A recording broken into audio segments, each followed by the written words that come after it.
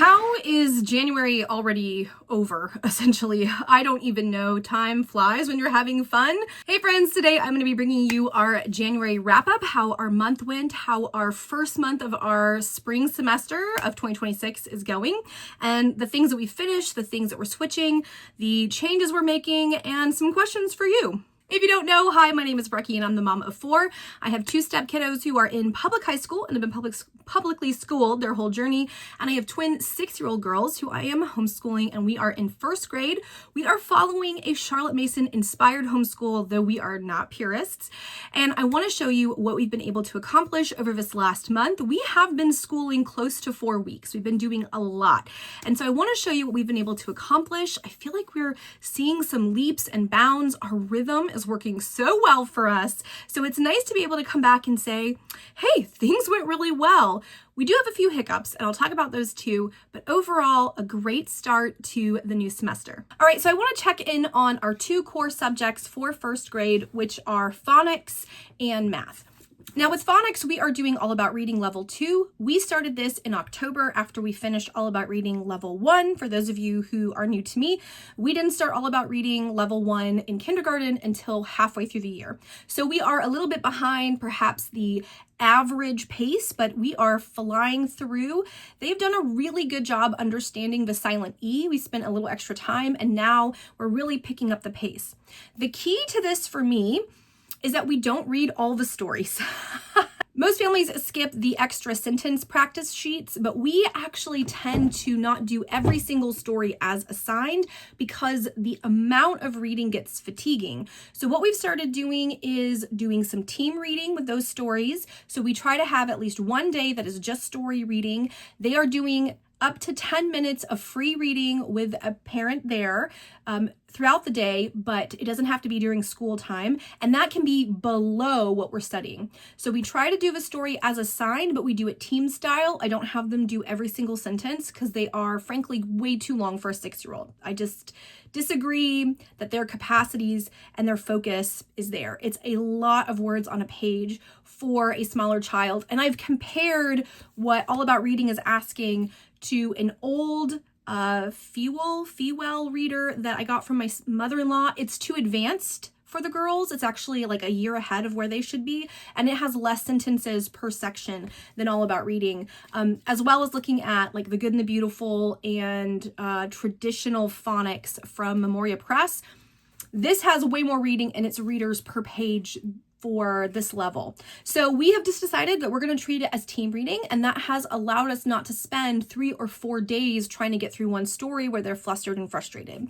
Instead, we do the lesson, we do the game associated with the lesson, we do the review sheet, and I have them reading a couple of the sentences and practicing some of the words from the review sheet, and then we team read at least a little bit of the story. And that allows us to move a little bit more quickly and not get bogged down. Now, if I see that they're struggling with a concept, then we hold back. Like the silent E, we spent a little bit of extra time, but they've really mastered it, and now we're just flying through. My original goal for the whole year was for us to get to, let's see, the original goal was for us to get to lesson 46, and I'm moving that to getting through lesson 49. So I think we can get through 3 more lessons.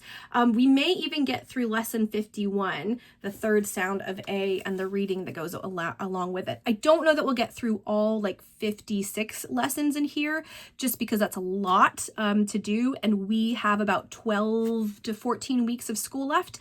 So I don't want to push them too hard, but I do feel really good. This has been working great, especially with a little bit of augmentation, so we're not getting bogged down in trying to read those stories that I just frankly feel like are a lot of reading for 6-year-old eyes. All right, our second core is math, and we are doing math with confidence. We are finishing up chapter 14, and we feel really good about it. Bar graphs are surprisingly fun. Who knew? And we're continuing to have things work really well for us. We do tend to skip the games. I know most people love the games. I find them really distracting. Once we start a game, we don't want to come back to the lesson. So I try to reserve games for non-lesson times, but we are doing the activity. We do at least a part of the warm-up. as long as it's not a game, right? So we do the warm up, we do the activity, we do the worksheet, so long as the activity doesn't take more than about 10 minutes. If the activity itself is more than 10 minutes, we save the worksheet for either review the next day or another time. Those of you who watch Storm Schooling saw that I have a collection of those worksheets, and we do use them as periodic reviews, spirals, practicing. This has worked really well. They really are understanding things. I am going to bring in flashcard drills. I'm going to take a note from Charlotte Mason and the classical folks. We're going to be memorizing our addition facts and subtraction facts 0 to 10 before the end of the year. Now, I have some flashcards that go to 12, and if we get there, great, but we're going to have memorized front ways and back ways, all the addition to 10 and all the subtraction to 10, and I'd like to see if we can aim for 20, though that's not the end goal, but I want them to be able to say 5 and 5 is 10, 10 minus 5 is 5, like to know that without having to think about it, and we're not quite there yet. So we're going to be working on that, and I'm going to add that in. This has been really great. All of my qualms that I had are kind of, I'm past them. Once I gave myself permission to not do all the games, this curriculum got a whole lot more usable for me. I just could not do warm-ups plus a warm-up game plus an activity plus a worksheet. That's 30 minutes of time, and I'm not doing 30 minutes of math, right? We're not doing that. We don't have the attention span for that. We're Charlotte Mason, so we do not allot that much time for 6-year-olds. This is working really well. I am loving it. So I just want to recommend, if you are someone who's struggling because there's so much in here, maybe pick and choose the games. Maybe look at all the games that are assigned for a week, and then on like Friday, do a game, like have a game schooling day. So just a thought, we're loving it. Then I want to show you some curriculum that we have finished. We finished up our bones and stones. Now we are doing that because we are skipping the geography section for right now. Whoop, that's not it. So at the end, they have like the continents and stuff like that. We may come back and do it, and we may not. We have a geography curriculum, so I don't feel like I need to do that.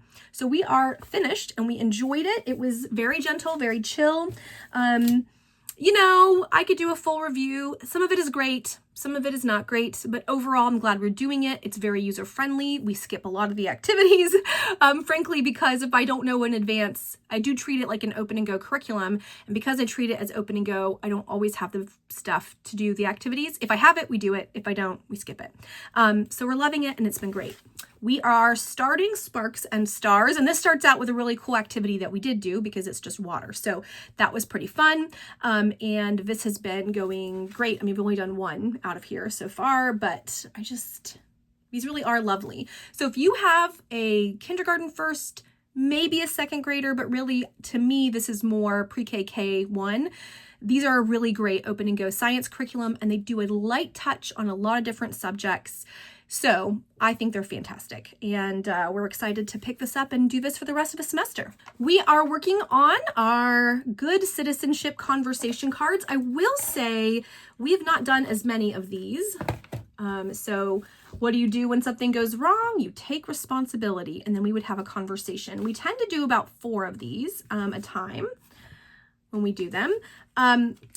We are not doing this as often because I have dismantled Morning Basket. I'm going to talk about that in a minute, but we basically don't have Morning Basket anymore, and so I don't always remember to redistribute these. So whereas before we were doing this every morning, now we're doing this once, maybe twice a week, which I actually think is fine. I don't think that there's anything missed by not doing this every single morning. We do like it. It's a nice break. Doing flashcards is fun. Ebu just makes really great stuff. I will say there's a lot of overlap with some of the other things, so maybe I'll do a review of all of them and let you know, what I would pick and choose having now reviewed them all. My favorites so far are the health and safety and the manners cards. If you were to only get those 2, you could have a really comprehensive kind of a little bit of emotional social learning, a little bit of just sort of general like worldly learning, I guess, and they would be a great foundation. So I do enjoy these. I'm glad I have them. I will give you a better review later on, but we are about a third of the way through our cards and enjoying those too. Another win for this month is this book. I've mentioned it before. We checked it out again. Stop That Mop. Oh my goodness, y'all. We love this story. Jonathan Fenske, he's written several little readers, and this is just hilarious, and the girls love it. The other one that they've loved is Fox versus Fox, which is somewhere in their room because they've been reading it to each other. They think that's hilarious too. So these have been the wins as far as phonics-based readers, and this is one of the only actual phonics-based readers we can find at the library. So these were a huge win for us. The last big win I want to talk about is how much I love this notebook. You will have just seen my notebook review in the last couple of videos. This has just worked so well. The girls' notebooks have been working well. We've had them for over a month now and love it. Will we make changes for next year? Absolutely. Always adjusting, but this has been one of the best innovations. Okay, now I want to talk about some things that have not worked out super well or that I'm not as excited about, just to give you some review. The first one is I feel kind of middle of the road about the Christian Liberty Nature Reader and how the Alviary is using it. Now, part of it is because the Charlotte Mason way has very tiny bite-sized chunks that you do, and you only are supposed to do this once a week and then be able to remember your tiny chunk and come back to it once a week. I don't love that. I don't love that. I see the logic, but I don't love it for my 6-year-olds. They are hungry to learn more, and I hate to say you may not until next week. So I'm trying to balance how I feel about it. This is also very religious. There's lots of talk about God. And so while the Alviary says that you don't have to be religious to use their curriculum, you would struggle to use this if you did not have at least an ability to rationalize God and talk about God and God's creation, right? Isn't it great how God created this and God that? And it's very present here. So this is middle of the road. It's not a miss, but it's something I'm definitely wrestling with because I like what we're covering. I'm learning things about ants that I never learned about. Like, it's going to give us a nice in-depth look at nature. So I appreciate that. But it's more religious than I prefer. So if you have used it, if you are from the Alviary and you've worked through these, I'd really love to be in conversation about your thoughts. We are religious, so I don't have a problem talking about God, but we believe that God works through evolution, that God's greatness is used through the systems that God put into the world, like gravity, right? Like evolution. And so I don't need to have someone hold my hand and tell me the world was created literally in 7 days, 6,000 years ago, because I reject that. I just think that that's not true. So I just want your thoughts. This was a middle. This was not a hit. It was not a miss. This is sort of the things that I'm going, I do have 2 misses. And the first one is this logic book. This it says for 6 to 8-year-olds, and this is a lie. Or 6 to 10-year-olds. This is like 8 to 10-year-olds. Almost all the math stuff, unless you have an advanced kid who's doing maybe 3rd grade level math, late 2nd grade into 3rd grade level math, this is way too much. We worked through the entire logic book for clever kids, which was like 4 and up, and the girls flew through it, and I thought, great, well, they're ready for this. No. It's also black and white. It just feels very cheap. This is just not great. So we're going to shelve this, and I'm going to have to look for a different logic program. If you have a workbook style logic program that you like, let me know. I do not want to be making like copy sheets. I'm trying to find as many open and go things to add in as I can because we do Charlotte Mason and everything else. But this is a miss. Total miss. The second miss is a book that I can't find because we set it down and promptly forgot about it. It was so blah. And that is Understood Betsy. I'll put a picture here so you can see it. This is a book that is recommended highly from Ambleside Online and other sort of Charlotte Mason inspired homeschoolers. And they're like, oh, this is a classic. We need to bring it back. Everybody's going to love it. I got halfway through and I found that it was shoving the moral point down your throat, and I was annoyed. And I will say this, I just reread Anne of Green Gables, which is a similar time frame and a slightly, like a similar aged child, right? This is someone who's an orphan, who's being taken in, who's having experiences. Anne of Green Gables is 10,000 times better. Now, it's more complicated. I wouldn't read it to my girls quite yet, but it is astronomically off the charts better than Understood Betsy. The point of Understood Betsy is that she was surrounded by adults who, because they're influenced by progressive education, are doing everything for her. And so she's never had an independent thought. She's never been required to do anything. She's forced to go live with her country backwards family. And all of a sudden she has freedom and she becomes capable and she's truly understood. Okay, despite the fact that I disagree with that premise and it's definitely a country versus city nonsense, I also think that it was so on the nose. It was this constant commentary about how capable she really was, but she had been thwarted all this time, that I just got disgusted reading it. I also got disgusted with this use of fat. Like, it constantly is calling a character fat and skinny. Like, it is using a lot of body shaming language. And I just, like, I understand why a certain kind of homeschooler loves the book. I do. I see it. It's validating their worldview. And so they accept this ham-fisted kind of shoving it in your face, moralizing. But I am not that kind of homeschooler. And I thought it was stupid. And there is a reason it went out of print. Like, there is a reason that Understood Betsy is not Anne of Green Gables. There is a reason Understood Betsy is not with Little Women, right? There is a reason it is not sitting next to Caddy Woodlawn. It's not as good. It's just not as well written. Charlotte Mason wants the moral point to be sophisticatedly woven in so that children aren't clobbered over the head with it. That's a part of finding a good living book. It makes a good point, but it's not going to beat you with it. Understood Betsy is beating you over the head with the moral point.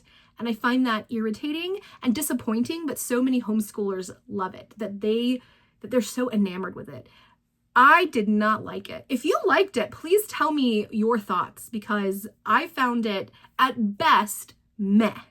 At worst, so set in its moral point of view as to be frustrating, because it is so adverse to city life. It is so repellent to people who live in houses in cities, right? And it is lauding the joys of country life. Y'all, I've lived country life. Like, it is painting this fantasy that is just exhausting and unhelpful and unnuanced, and I didn't like it. And I didn't like the fact that that was what my kids were putting inside their brains. So we set it down, and then nobody asked to pick it up again. And so I said, fine. And I replaced it with, this is actually the second book in the series, but The Lighthouse Family. So we are halfway through book 1. It's very sweet. I wouldn't say it's the best book ever. It's not going to win any awards. But if you're looking for a wholesome, short chapter book, these have been great so far. So we are going to read The Lighthouse Family, at least the first 2 books, as a replacement for Understood Betsy, because I deeply disliked it, and I am frustrated that it is at the top of so many Charlotte Mason lists, because I think Charlotte Mason, well, maybe Charlotte Mason agreed with the point and the moral, so it didn't feel like you were choking on it, but it just felt so condescending that I couldn't get over it. As you can tell, I have a visceral reaction to how condescending and how dismissive of anybody who was not living this particular lifestyle, and how forceful this point was being made, that I found it unsophisticated and a waste of our time. So we will not be reading Understood Betsy. And that is it. That is my sort of quick, rough and tumble look at our month. Yes, we're doing history. It's just sort of trucking along with the alveary. We're doing literature. It's trucking along. We're doing grammar. It's trucking along. All the stuff I didn't talk about. Everything's going great. We had wins. Like I said, math is still going great. Phonics is rocking and rolling. Explode the Code has gone really well. I'm debating whether we should introduce spelling next year or in 3rd grade. I was going to wait until 3rd grade, but time will tell. I'm finding watching them write out the Explode the Code words that they're very comfortable with is really great. So I like the idea of giving them that little bit of independent work as they are getting older, and training them to have some work that they do independently. Geography is kind of okay. We're doing the skill builders thing and they enjoy it, but it's just not my top priority. We are not doing the alveary geography right now. It was too much to try to add into our already busy week. But all of that has been good. And I read Anne of Green Gables this month. I'll talk more about my sort of Mother Academia reading in a totally different wrap up. But yeah, I did read Anne of Green Gables. I finished it a couple days ago. I started right into Anne of Avonlea, and I got myself an early birthday present and ordered the DVDs from Canada, before tariffs make it exorbitantly expensive, because it's one of my very favorite shows of all time and I haven't seen it in ages. So yeah. That was a joy. That was a soul-nourishing joy. Overall, everything's been great. Co-op's been going on for a couple weeks. We'll be soon starting our nature school, which will be great. We've had a lot of snow, but we just stay in and do school. And everything's been cozy. Y'all, comment down below. Let me know about Understood Betsy. Let me know what you think about the Nature Reader. And if you have recommendations as someone who's done Math with Confidence for a while, how you're pulling in games and keeping a balance. It is so important to me that we keep a balance, but that we complete a lesson as it's set up, because I do think Kate Snow is wise and I want to honor the integrity of the lesson that she's teaching. I always want to hear if you have insights to help me as a mother teacher. Yeah, that's it. It's been good. I mean, school has been good. Other things in the world, not great, but school here in our little slice of heaven on earth, it's been good. I hope you're all doing well. And until the next video.